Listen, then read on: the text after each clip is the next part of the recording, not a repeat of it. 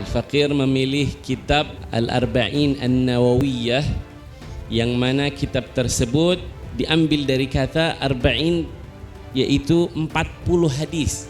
Walaupun jumlahnya yang sedikit, namun setiap hadisnya Rasulullah sallallahu alaihi wasallam dalam kitab tersebut mengandung daripada unsur-unsur usuluddin, pokok-pokok ajaran utama dalam agama Islam.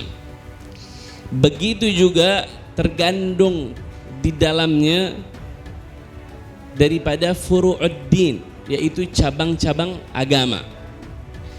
Begitu juga terkandung daripada kesimpulan-kesimpulan yang nantinya akan dijadikan dasar-dasar istimbatul ahkam, yaitu pengambilan hukum-hukum di dalam ilmu fikih tersendiri.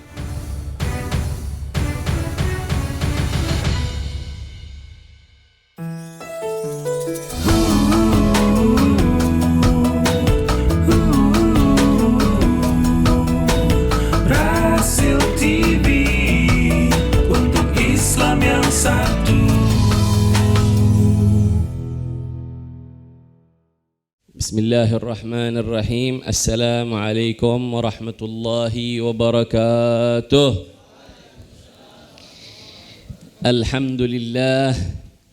Alhamdulillahi rabbil alamin, nahmaduhu wa nasta'in ala umurid dunya waddin, wassalatu wassalamu ala ashrafil anbiya'i wal mursalin sayyidina wa nabiyyina Muhammadin sallallahu alaihi wa ala alihi wa ashabihi ajma'in, amma ba'd. Yang saya hormati segenap hadirin majlis taklim bulanan kajian di markas FPI, juga yang saya hormati wabil khusus daripada guru kita bersama Sayyidil Al-Fadil Al-Habib Al-Sayyid Muhammad bin Hussein Al-Attas, hafizahullahu ta'ala wa ra'ah, dan juga kepada Al-Habib Al-Sayyid Ad-Da'i ilallah Al-Habib Hanif Muhammad Hanif bin Abdurrahman Al-Attas, hafizahullahu ta'ala wa ra'ah. Dan juga di sini tidak lupa saya ucapkan salam penghormatan dan ta'zim saya kepada guru-guru sekalian, dan juga wabil khusus nakhussu bidzikr huna ada Al-Habib Idrus bin Ali Al-Habashi, dan juga ada Dr. Saleh, dan juga segenap para ustadz, para kiai, para habaib yang tidak bisa saya sebutkan namanya satu persatu, namun tidak mengurangi daripada rasa ta'zim saya kepada beliau-beliau dan antum semuanya. Nah, pada kesempatan di pagi hari ini, izinkan Al-Faqir membahas, dan insyaallah saya akan mustamirran, akan terus menerus daripada istiqamah, daripada membahas dan hadir daripada kajian setiap bulannya. Dan di sini sengaja Al-Faqir memilih kitab Al-Arba'in An-Nawawiyah, yang mana kitab tersebut terhimpun di dalamnya hadis-hadis Nabi Muhammad sallallahu alaihi wasallam. Walaupun di dalam hadis arba'in tersebut diambil dari kata arba'in, yaitu 40 hadis. Wa fil haqiqah, pada dasarnya, pada kenyataannya, di dalam kitab tersebut ada 42 hadis Rasulullah sallallahu alaihi wasallam. Walaupun jumlahnya yang sedikit, walaupun jumlahnya yang tidak terlalu banyak, namun setiap hadisnya Rasulullah sallallahu alaihi wasallam dalam kitab tersebut mengandung daripada unsur-unsur usuluddin, pokok-pokok ajaran utama dalam agama Islam. Begitu juga tergandung di dalamnya daripada furu'uddin, yaitu cabang-cabang agama. Begitu juga di dalam kitab Al-Arba'in An-Nawawiyah terkandung daripada kesimpulan-kesimpulan yang nantinya akan dijadikan dasar-dasar istimbatul ahkam, yaitu pengambilan hukum-hukum di dalam ilmu fikih tersendiri. Sehingga para ulama berpendapat bahwasanya kitab Al-Arba'in An-Nawawiyah itu adalah kitab hadis yang azimul barakah, yang memiliki keutamaan yang begitu besar daripada keberkahannya. Sebagaimana sebab musabab Imam An-Nawawi rahimahullahu ta'ala sengaja atau menginginkan daripada taklifnya, karangan beliau itu, dikarenakan masing-masing di zamannya, baik di zaman terdahulu sebelum Al-Imam An-Nawawi rahimahullahu ta'ala, masing-masing daripada ulama dengan berbagai disiplin ilmu lainnya menulis atau menghimpun, menyusun daripada hadis-hadis Nabi itu yatakhassas fi fanni, tergantung daripada bidangnya.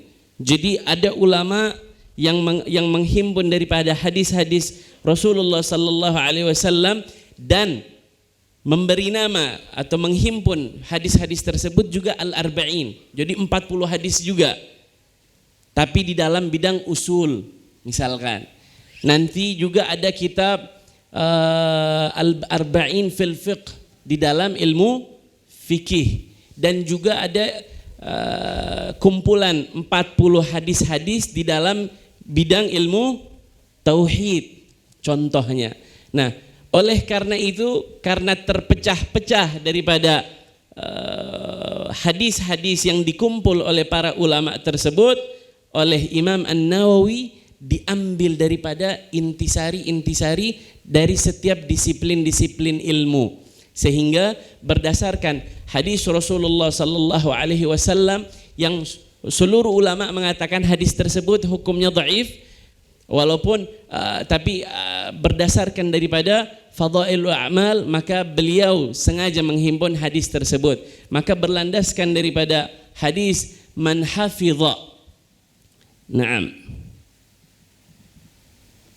man hafidha ala ummati 40 hadithan hasyarahullahu fi zumrati asy-syuhada. Jadi berlandaskan daripada hadis Nabi sallallahu alaihi wasallam, barang siapa yang menjaga atau mengumpulkan hadis-hadisku, kata Rasulullah, sebanyak 40 hadis untuk diberikan, diajarkan kepada umatku, maka akan digolongkan orang tersebut daripada orang-orang yang syuhada. Di dalam riwayat yang lain juga Nabi SAW akan memberikan syafaat kepadanya. Di lain ayat juga dikumpulkan bersama para anbiya, dan banyak riwayat-riwayat daripada menikah dengan Asma binti Abu Bakar As-Siddiq. Dari kedua pernikahan tersebut melahirkan banyak anak. Salah satunya seorang sahabat yang masyhur, yang terkenal dengan Abdullah ibn Zubair. Nah, Abdullah ibn Zubair ini menjadi anak dari saudari kandung Sayyidah Aisyah, atau dikenalnya sebagai ponakan. Jadi ponakannya Sayyidah Aisyah itu Abdullah ibn Zubair. Dari sini diambil namanya untuk diberikan kunyah kepada Siti Aisyah, sebagaimana Siti Aisyah juga diberi kunyah sebagai Ummul Mukminin, yaitu ibu daripada orang-orang beriman. ini hanya pengkhususan kepada istri-istri Rasulullah sallallahu alaihi wasallam. Jadi Al-Imam An-Nawawi begitu dikenal dengan kesungguhannya, dengan ibadahnya, dengan ulama yang hidup satu zaman dengan Al-Imam An-Nawawi tersebut, mengatakan Al-Imam An-Nawawi syafi'u asri, artinya Imam Syafi'i di masanya, saking ilmu beliau yang sangat mumpuni dan mendapatkan martabat derajat seorang mujtahid di zamannya. Jadi kitab Al-Arba'in An-Nawawiyah itu sendiri mendapatkan qabul atau tanda terima dan mendapatkan penghargaan dan mendapatkan perhatian yang begitu besar dari ulama yang hidup di zamannya walaupun sesudahnya. Dan buktinya sampai zaman sekarang banyak dari para ulama, banyak dari para habaib sangat khususnya mereka yang belajar di pondok-pondok pesantren memerhatikan daripada hafalan-hafalan hadis mereka fi bidayatil amr, di dalam awal masuknya, awal belajarnya disuruhnya baca matan Al-Imam Al-Arba'in An-Nawawiyah. Jadi sudah sepatutnya kita mengambil keberkahan daripada kitab tersebut. Sudah sepatutnya kita mengambil daripada peranan untuk menghidupkan kembali daripada syiar Ahlus Sunnah wal Jamaah, sebagaimana dikatakan juga oleh para ulama, kitab Al-Arba'in An-Nawawiyah itu juga adalah kitab hadis di dalam konteks kecil daripada hadis-hadis yang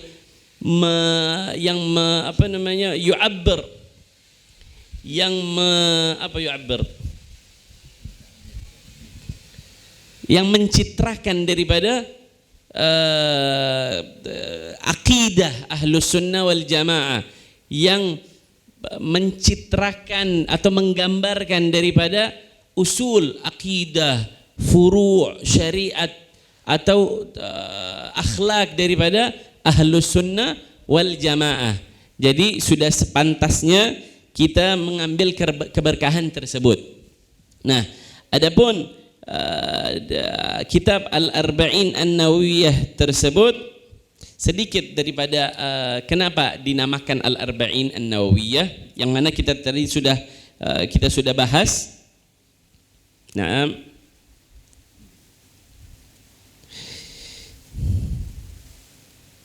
aslu Al-Arba'in An-Nawawiyah, Aslu Al-Arba'in An-Nawawiyah sebagaimana dikutip di dalam kitab, yaitu oleh Al-Imam Abu Amr Ibn Salah, anna Al-Imam Abu Amr Ibn Salah amla ba'd al-ahadith allati 'alayha madar al-Islam wa kanat 26 haditha, thumma akmalaha Al-Imam An-Nawawi ila 42 haditha.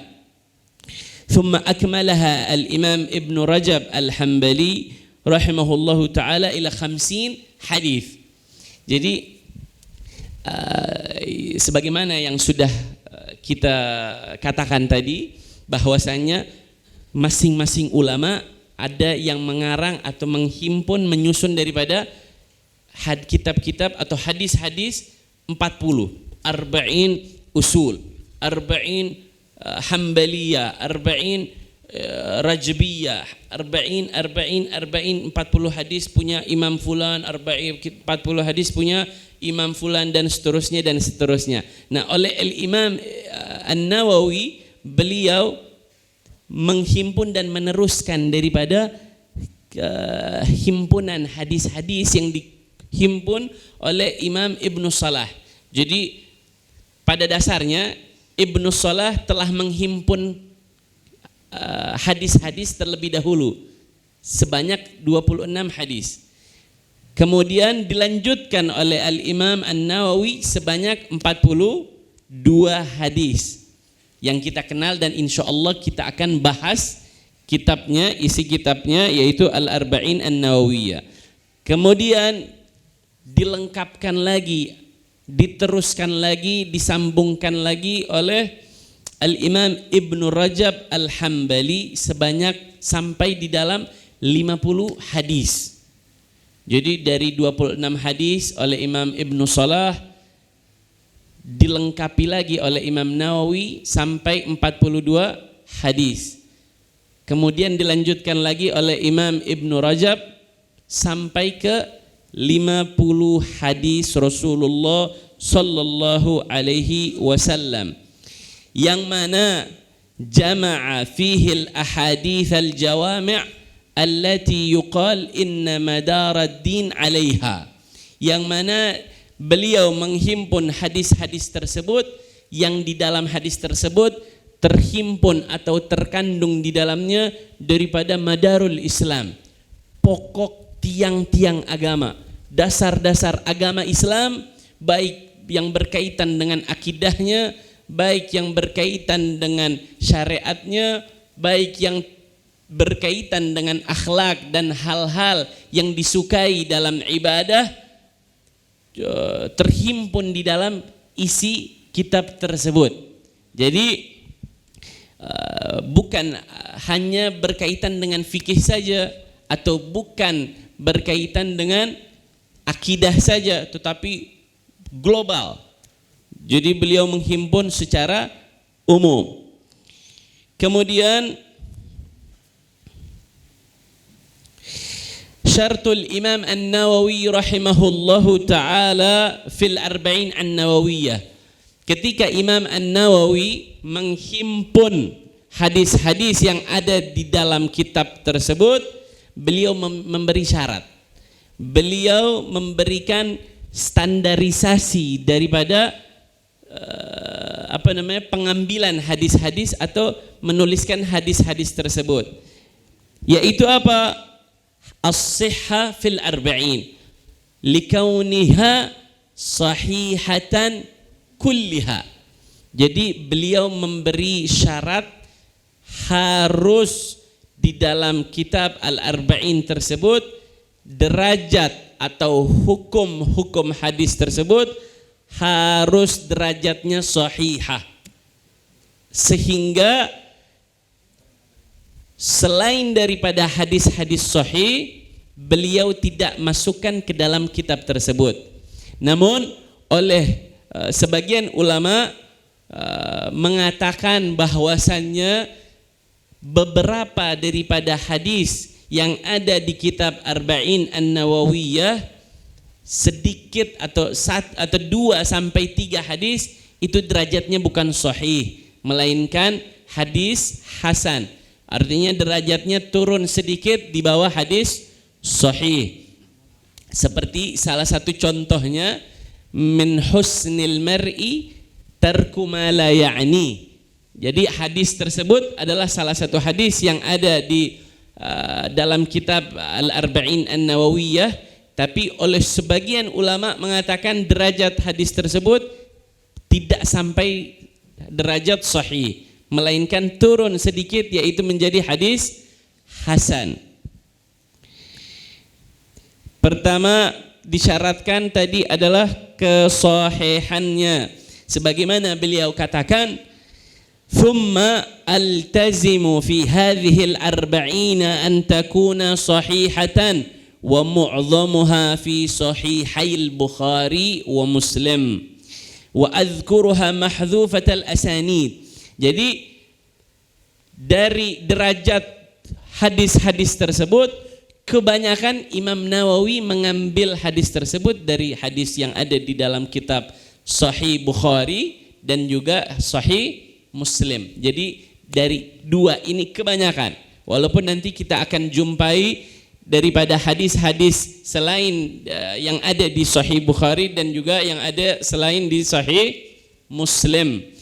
Itu metode pertama atau pemilihan yang dijadikan syarat oleh Imam Nawawi di dalam kitabnya, yaitu kesahihan hadis-hadis tersebut.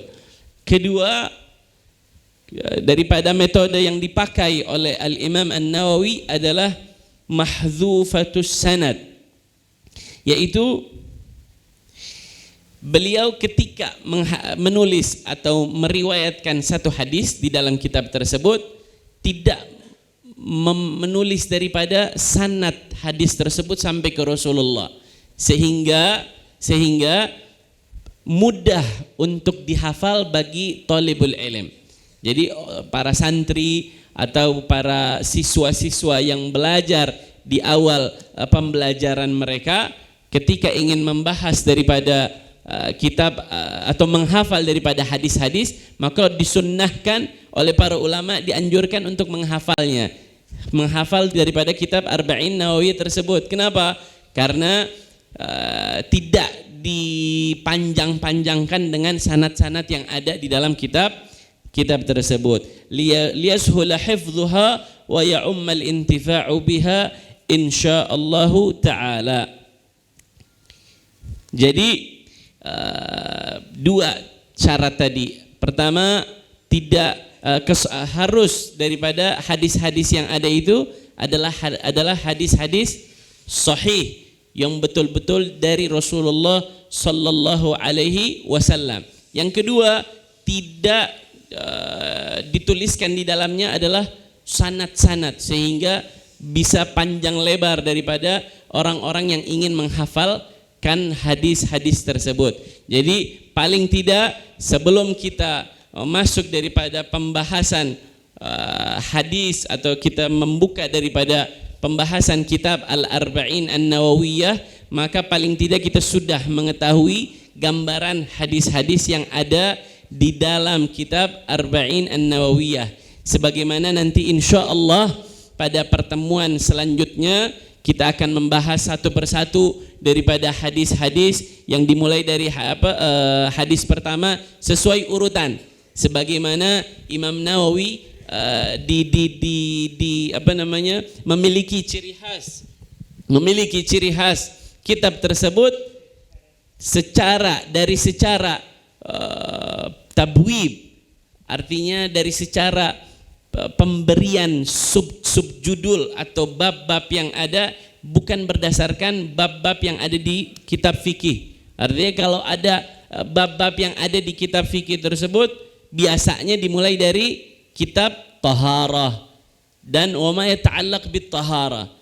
Kitab bab yang berkaitan dengan suci, baik membahas wudunya, baik membahas hal-hal yang membatal wuduk tersebut, najis dan sebagainya. Ini tertib atau urutan bab tersebut mengikuti urutan bab kitab-kitab fikih. Nah, oleh Al-Imam Nawawi di dalam susunan beliau terhadap hadis-hadis yang ada di dalam kitab Arba'in Nawawi tidak merujuk kepada urutan bab-bab yang ada di dalam kitab ilmu fikih, tapi merujuk daripada tarqim, yaitu nomor per nomor. Jadi hadisul awal tentang niat, hadisul tsani tentang arkanuddin, hadisul tsalis yang hadis yang ketiga, keempat, kelima, seterusnya sampai dengan hadis yang terakhir ke-42 hadis. Nah, oleh karena hal itu, jadi insya Allah di kemudian atau di pertemuan selanjutnya kita akan membahas satu persatu dan insya Allah mendapat keberkahan daripada membaca hadis-hadis Rasulullah, mengupas daripada isi kandungan daripada hadis, mulai dari hukum-hukumnya, mulai dari hikmah-hikmahnya, faedah-faedah yang kita bisa ambil di dalam hadis-hadis tersebut. Saya fikir dan saya rasa cukup. Aktafi bihadzal qadar wal afu minkum. Wassalamualaikum warahmatullahi taala wabarakatuh.